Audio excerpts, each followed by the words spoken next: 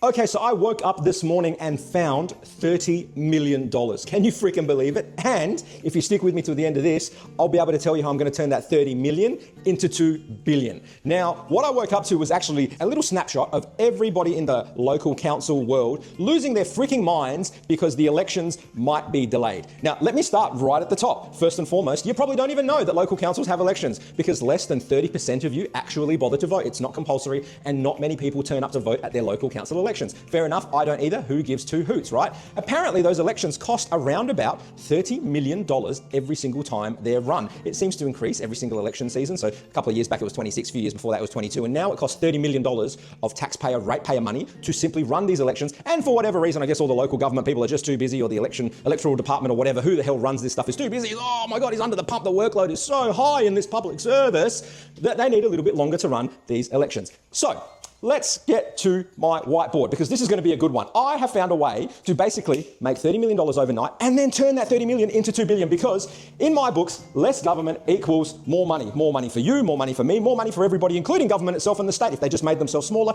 they'd have a bit more money. So let's get back to the local government side of the books.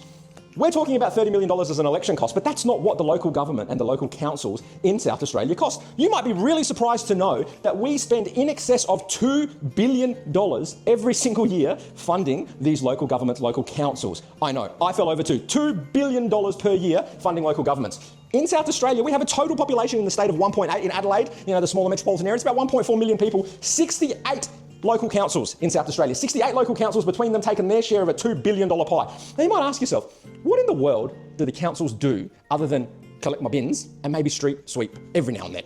And that's a really fair question because I can't really think of much else that they do either. But let's run through it and let's put some numbers next to this so we can understand where our taxpayer, ratepayer, $2 billion plus are going. So if you look at these 68 local councils, around about $500 million per year is spent on roads, maintenance, upkeep, new roads, resurfacing, whatever it might be. That is local council spending, not state spending. That's totally separate. Our councils are spending around $500 million a year on roads. They spend about $200 million a year on waste. So that is just rubbish bin collection. $200 million a year on waste. Libraries, about $200 million a year, which I can't hold against them. I love libraries. I like reading a book every now and then, and it's certainly a nice peaceful place to sit down every now and then. So good on them for providing libraries for the community. $250 million gets spent in the planning department, and that's primarily just on wages, consultants, referrals, and legal fees when they inevitably get sued for screwing up like they always do. $250 million or so goes to that. Animals, health, and rangers. So about $100 million is split between that. When I say health, it's like health inspections for restaurants, businesses, whatever else. Rangers, you know what they do. They go around and stick little fines and whatever else on our windows, but they also do take care of things when things happen in the community, and they're out there and they'll assess it and they'll take care of it, fix it, whatever it is. $100 million goes to them, and about $200 million goes to IT, legals, chambers, their facilities, whatever else.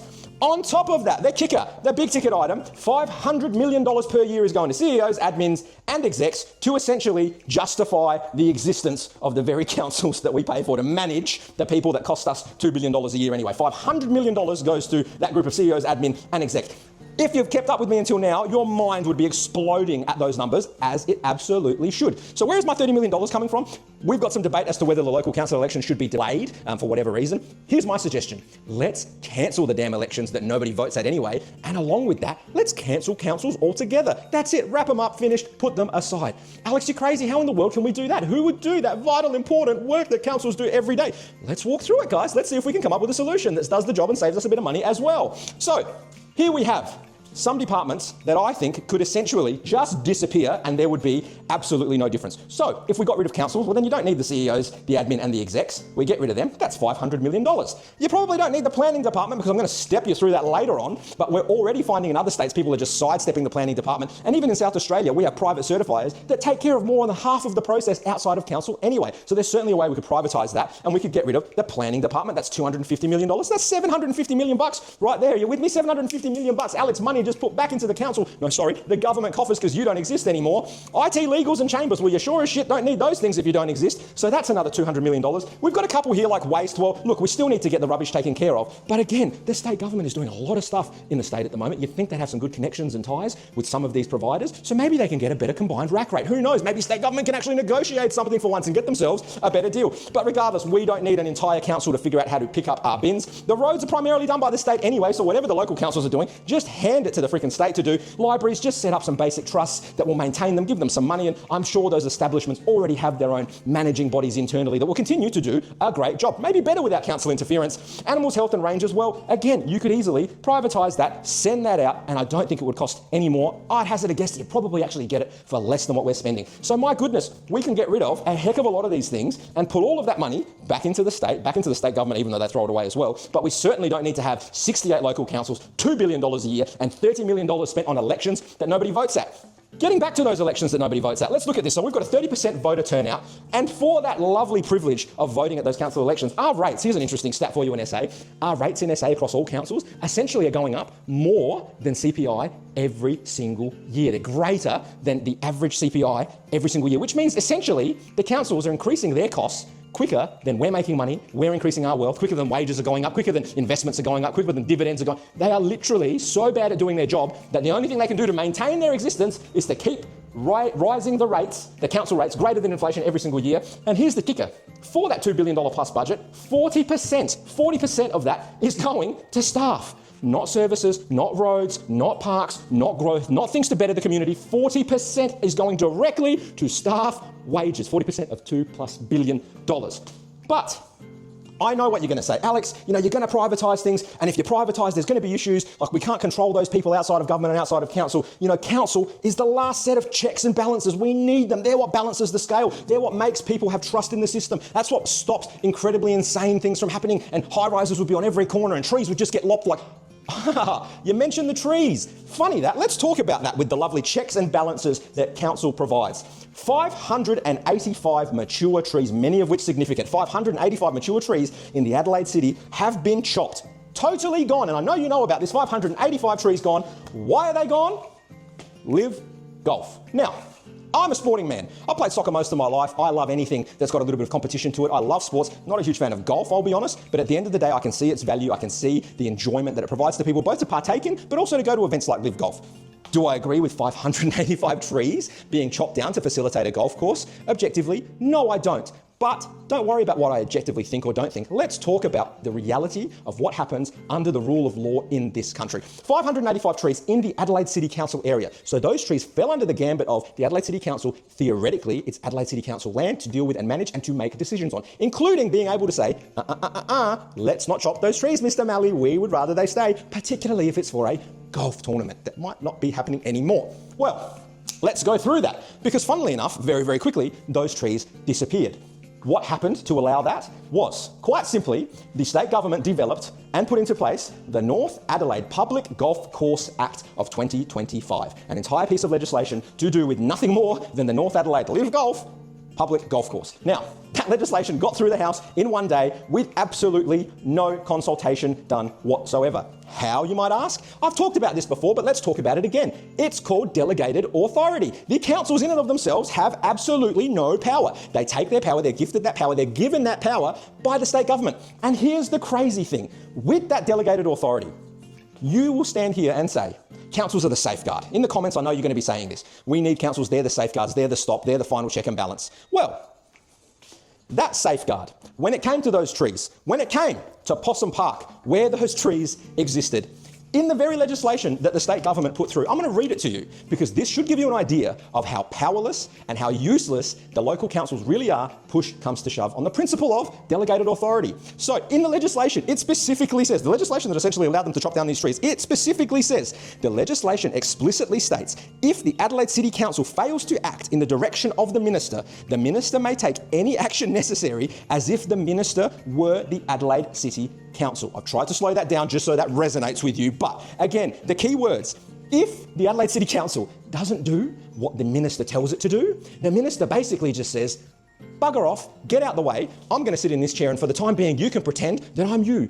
I, the minister, am now the Adelaide City Council and anything that I say or do goes. All right, so if you're going to talk about safeguards and checks and balances, well, I'm really, really sorry. Everyone that is still out there protesting, everybody that's still out there lodging injunctions and starting court actions and wasting all sorts of money and taking up court's time, but anything to do with council safeguards, Possum Park killed that. Okay, when Malley had to deal with the council for one day, all right, Premier Malinauskas had to go through what developers, what private individuals, what the average South Australian has to go through when they just want to build a house or put in a pool or add a pergola. erect a shed, do a basic renovation, they have to deal with council. When Malley dealt with that one time, what did he do? He was so fed up, he was so disgusted by the way council was conducting itself, he passed an entire legislation that essentially says, sit down, shut up and get out the way. My goodness.